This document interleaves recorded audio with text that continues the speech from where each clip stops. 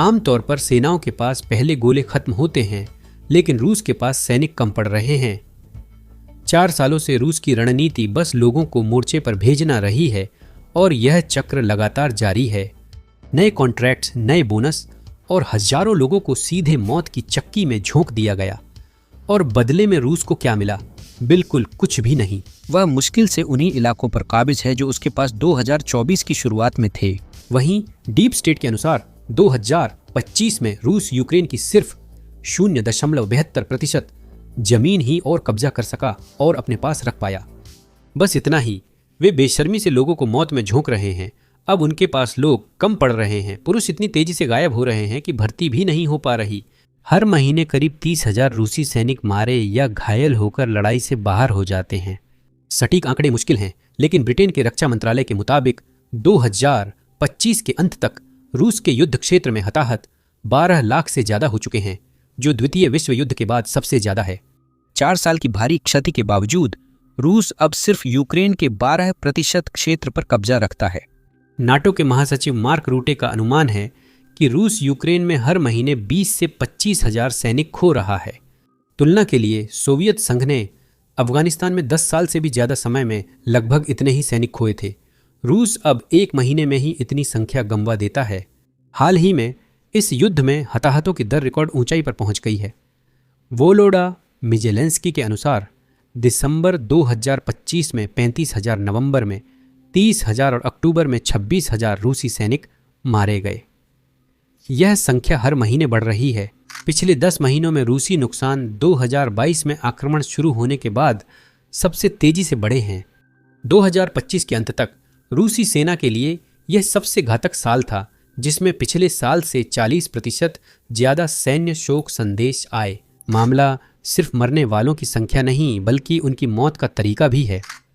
सैन्य विशेषज्ञों ने रूस के हताहत आंकड़ों में गंभीर गड़बड़ियां बताई हैं। अधिकांश आधुनिक युद्धों में आमतौर पर हर एक मारे गए सैनिक पर 3 या 4 घायल सैनिक होते हैं। चिकित्सा, निकासी और लॉजिस्टिक्स लोगों को इतना समय जिंदा रखते हैं कि उन्हें युद्ध के मैदान से बाहर निकाला जा सके। लेकिन रूसी सैनिकों को यह सुविधा नहीं मिल रही है। रूस के आंतरिक रिकॉर्ड से लीक हुए डेटा और institute for the study of war के विश्लेषकों द्वारा समीक्षा किए गए आंकड़े दिखाते हैं कि 2025 में जनवरी से अगस्त तक रूसी बलों ने लगभग 1,20,740 सैनिकों को या तो मारे जाने या लापता होने के रूप में दर्ज किया, जबकि लगभग 1,58,529 घायल हुए। इससे हर एक मारे गए सैनिक पर 1.3 घायल का अनुपात बनता है, जो सामान्य आधुनिक युद्ध से काफी कम है। यह यूक्रेन के ड्रोन युद्ध के कारण है, जो अब बहुस्तरीय लगातार सक्रिय मारक क्षेत्र बन गया है। Recon drone, FPV attack drone, loitering munition और आर्टिलरी एकीकृत नेटवर्क में साथ काम करते हैं। छोटे ISR ड्रोन हर हलचल जैसे पैदल सेना, सप्लाई ट्रक, निकासी वाहन या कमांड पोस्ट भी पकड़ लेते हैं। कुछ भी हिलते ही जानकारी भेजी जाती है। FPV ड्रोन तुरंत हमला करते हैं, जबकि आर्टिलरी और हाइमार्स स्टाइल फायर रास्तों को कवर करने को तैयार रहती है। अगर पैदल सेना पर हमला होता है तो कई अन्य ड्रोन पास में ही मंडराते रहते हैं और निकासी टीमों का इंतजार करते हैं। जब वे पहुंचती हैं तो उन पर भी हमला हो जाता है। यही वजह है कि इतने सारे घायल रूसी सैनिक कभी बाहर नहीं निकल पाते। यह यूक्रेन के ड्रोन उत्पादन के बड़े स्तर को दर्शाता है। 2022 में यूक्रेन ड्रोन आयात करता था, जबकि 2023 में घरेलू उत्पादन लाखों तक पहुंच गया। 2024 में आधिकारिक रिपोर्टों के अनुसार वार्षिक उत्पादन 2.2 मिलियन से अधिक ड्रोन तक पहुंच गया, जो कई नाटो देशों से ज्यादा है। पिछले साल तक यह संख्या लगभग 4 मिलियन थी। 2026 में अनुमान है कि यूक्रेन सालाना 7 मिलियन से अधिक ड्रोन बना सकता है। तो अब अगर एक ड्रोन चूक जाता है या गिरा दिया जाता है तो इलाके में पहले से ही बहुत सारे और ड्रोन मौजूद होते हैं। वही लक्ष्य ट्रैक किया जाता है, फिर से हमला होता है और बार बार हमला होता है जब तक दुश्मन को खत्म नहीं कर दिया जाता। यहां तक कि जब कोई रूसी सैनिक बच भी जाता है और वापस लौटता है तो रूस की युद्ध क्षेत्र चिकित्सा व्यवस्था भी उसकी सैन्य रणनीति की तरह ही विफल है।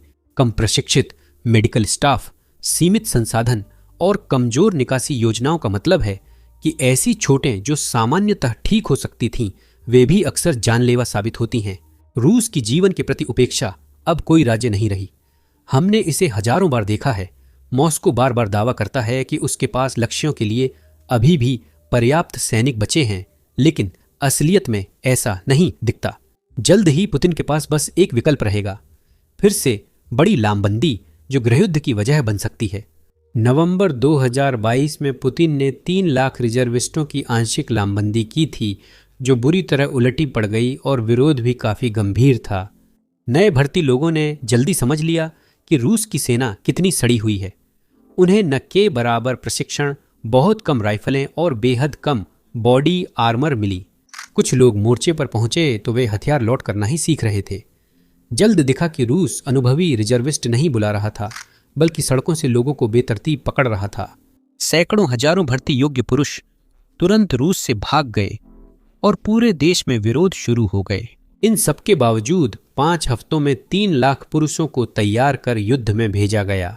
इस घटना से पुतिन को समझ आ गया कि बड़ी संख्या में आम नागरिकों को वर्दी पहनाना गंभीर राजनीतिक जोखिम है। इस बार क्रेमलिन ने गलती न दोहराकर शांत रणनीति अपनाई और बड़े पैमाने पर भर्ती के बजाय लोगों को इकट्ठा करने के अन्य तरीके अपनाए।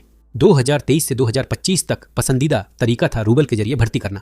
जो लोग भर्ती हो रहे थे वे देशभक्ति से भरे स्वयंसेवक नहीं थे जो मातृभूमि की रक्षा के लिए दौड़ पड़े हों। वे गरीब, कर्जदार, बेरोजगार या हताश थे, जिनके लिए एक मुश्त नकद रकम का मतलब था जिंदा रहना। साइन करने पर उन्हें बड़ा बोनस, तत्काल पैसा और परिवार के लिए लाभ का वादा हुआ। असल में ये उनकी जान के बदले पैसा था। शुरुआत में पैसों ने लोगों को लुभाया।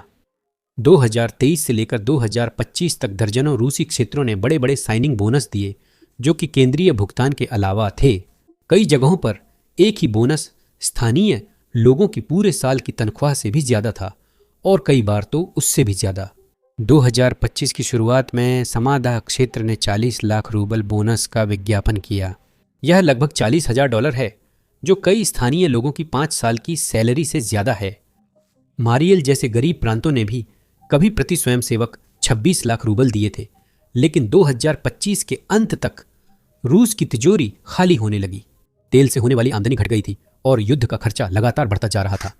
केंद्र और क्षेत्रीय बजट पर जबरदस्त दबाव था। कुछ क्षेत्रों ने पहले ही अपनी भुगतान राशि कम कर दी थी, क्योंकि लगातार अधिक खर्च क्षेत्रीय बजट पर बोझ डाल रहा था और हमेशा पर्याप्त भर्ती भी नहीं हो रही थी। वोल्गा क्षेत्र के ततारस्तान और बशकोदोस्तान, जहां सबसे ज्यादा हताहत हुए, ने 2025 की दूसरी छमाही में भर्ती बोनस घटा दिए थे। साल की शुरुआत में तातारस्तान प्रति भर्ती 27 लाख रूबल देता था, जो शरद ऋतु में घटकर 4 लाख रूबल रह गया। देखिए, आक्रमण शुरू होने के सिर्फ 6 महीने बाद ही रूस को ऐसे नुकसान उठाने पड़े थे जिनकी उसने बिल्कुल भी योजना नहीं बनाई थी। आंकड़े क्रेमलिन की उम्मीद से कहीं ज्यादा बुरे थे और जल्द ही उसके पास नए लोगों की कमी होने लगी। सितंबर 2022 में व्लादिमीर पुतिन ने आंशिक लामबंदी की घोषणा की, लेकिन युद्ध चलाने का यही एकमात्र तरीका नहीं था। रूस हर साल वसंत और शरद ऋतु में 2 बार सैनिकों की भर्ती करता है, जो कागजों पर सामान्य शांति सेवा मानी जाती है। 18 से 27 साल की उम्र के युवा पुरुषों को 1 साल के लिए बुलाया जाता है, उन्हें प्रशिक्षण दिया जाता है और बुनियादी जिम्मेदारियां सौंपी जाती हैं। आधिकारिक रूप से उन्हें विदेश में लड़ाई के लिए नहीं भेजा जाता। उन्हें ठिकानों की सुरक्षा करनी होती है, लॉजिस्टिक्स संभालना होता है या सीमाओं पर तैनात रहना होता है। असल में युद्ध बढ़ने और नुकसान के साथ ये भर्ती चक्र स्थायी कन्वेयर बेल्ट बन गए। हर 6 महीने में नए युवा पुरुष सिस्टम में आते और कई जल्द ही युद्ध के पास पहुंच जाते। कुछ को सीमा पर भेजा गया, फिर धीरे धीरे मोर्चे के करीब लाया गया। रूस के पास 3 आधिकारिक सैन्य श्रेणियां हैं। पहली, भर्ती सैनिक। सितंबर 2022 की लामबंदी कागजों में उन पर लागू नहीं थी। दूसरे, रिजर्विस्ट। ये वे पूर्व रंगरूट या अनुबंधित सैनिक हैं जिन्होंने सेवा पूरी कर अब रिजर्व पूल में हैं। इसी समूह को व्लादिमीर पुतिन ने आंशिक लामबंदी में बुलाने की बात कही थी। तीसरे हैं अनुबंधित सैनिक। वे स्वयंसेवक हैं जो अनुबंध पर हस्ताक्षर कर कानूनी रूप से कहीं भी, जैसे यूक्रेन, भेजे जा सकते हैं। तकनीकी रूप से इन समूहों में से केवल एक को तैनात नहीं करना चाहिए और रूस हर साल उसी समूह की भारी और तय संख्या में भर्ती करता है। 2022 की वसंत में पुतिन ने 1,34,500 रंगरूटों की भर्ती का आदेश दिया। उस शरद ऋतु में और 1,20,000, यानी एक साल में 2,54,000 से ज्यादा। 2023 में कुल 2,77,000 थे, 2024 में और 2,83,000, 2025 में यह संख्या फिर बढ़कर 2,95,000 हो गई। तो जब आप हर साल सिस्टम में आने वाले नए लोगों के प्रवाह को देखते हैं तो अनिवार्य भर्ती निस्संदेह सबसे बड़ा स्रोत है। यह साल में 2 बार तय समय पर होता है और देश भर में विरोध नहीं होता, क्योंकि यह दशकों से सामान्य है। इससे साफ है कि क्रेमलिन ने खामियां ढूंढने की कोशिश की।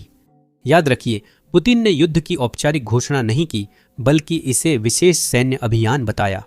उस एक वाक्य ने क्रेमलिन को नियम बदले बिना उन्हें मोड़ने का कानूनी रास्ता दिया। साथ ही रूस ने रूस के अंदर के अर्थ को फिर से परिभाषित करना शुरू किया।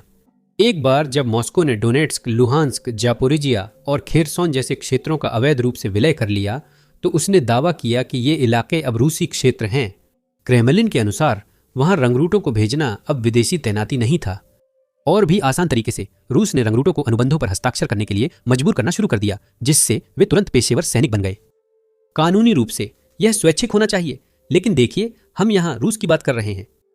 कई स्वतंत्र रिपोर्टों और सैनिकों के परिवारों की गवाही से यह स्पष्ट होता है कि कई सैनिकों पर दबाव डाला गया, उन्हें मजबूर किया गया या गुमराह करके इन अनुबंधों पर हस्ताक्षर करवाए गए।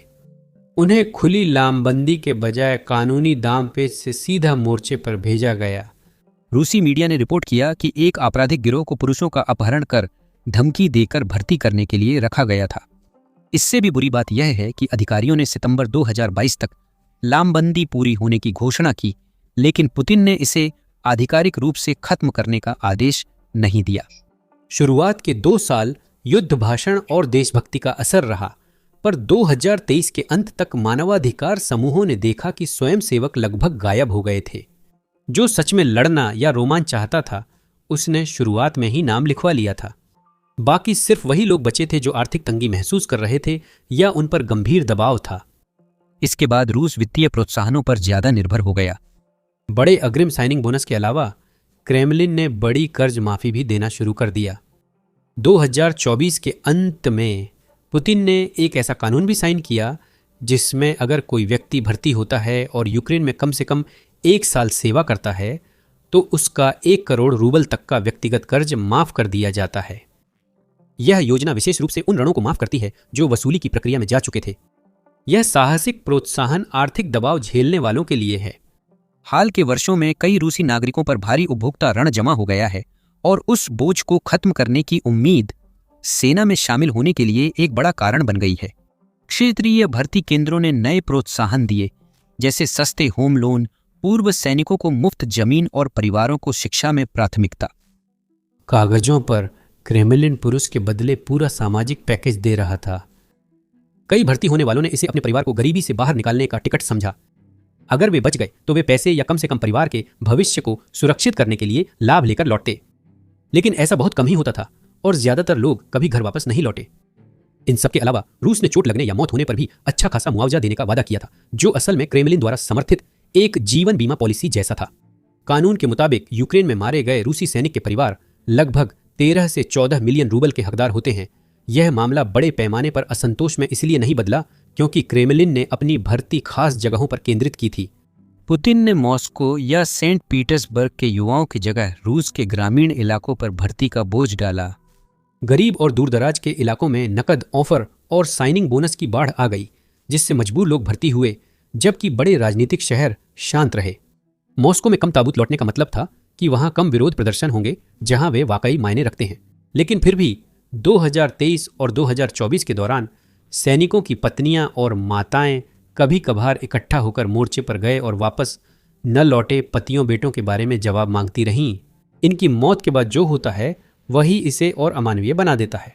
कई मामलों में परिवारों को वह मुआवजा कभी नहीं मिला जिसका वादा किया गया था, क्योंकि अधिकारियों ने जानबूझकर मारे गए सैनिकों को भगोड़ा घोषित कर दिया।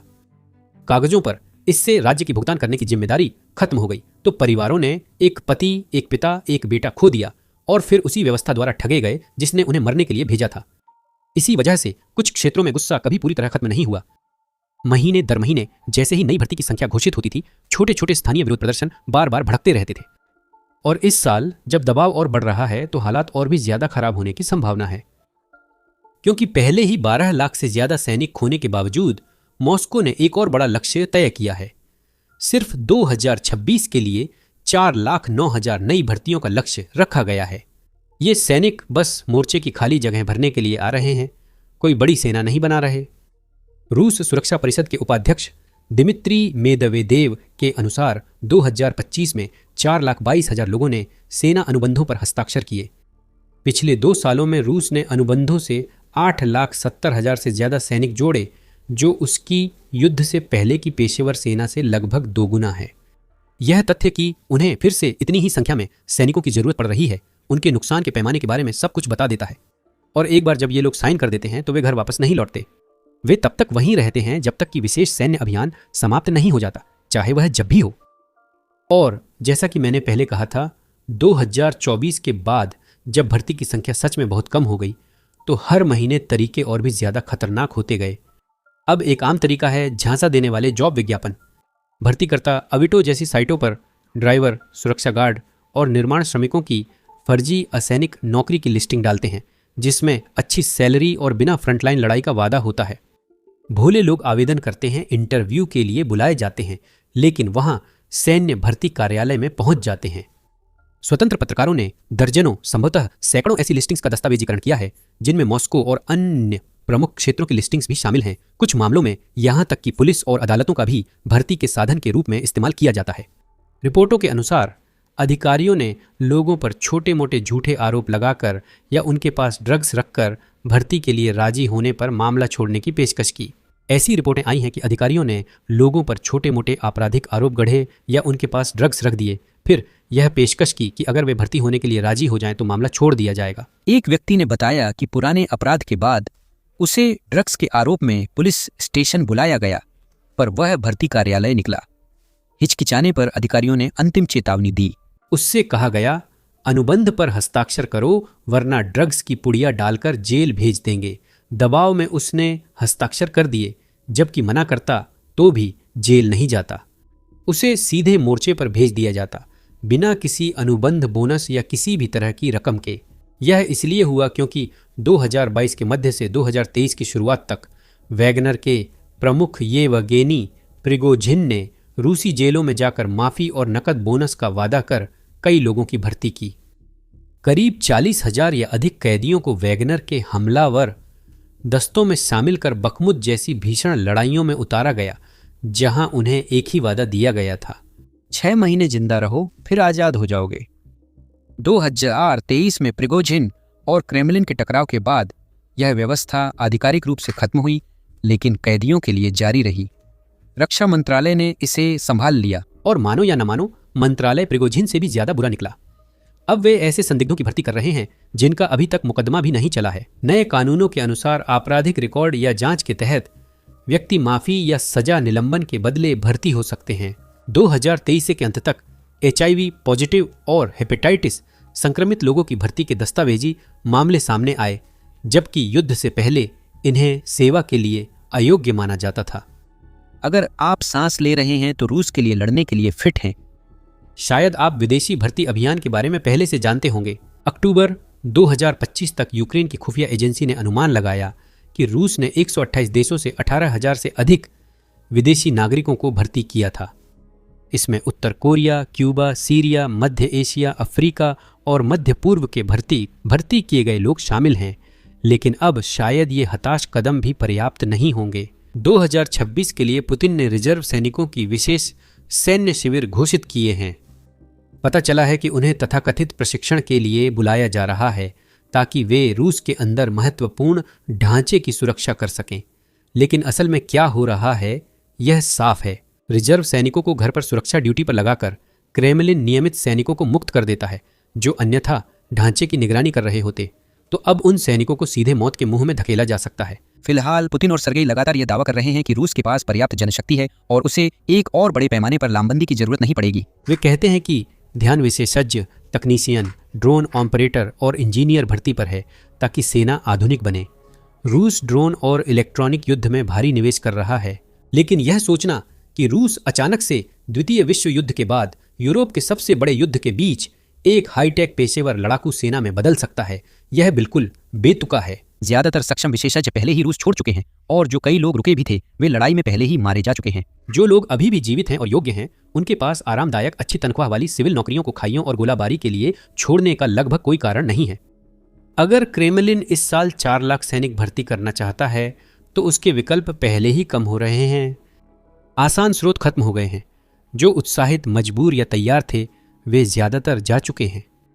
अब भर्ती करने वालों को और गहराई में जाना होगा, हर जगह से लोगों को ढूंढना और हर संभव स्रोत से तलाशना होगा।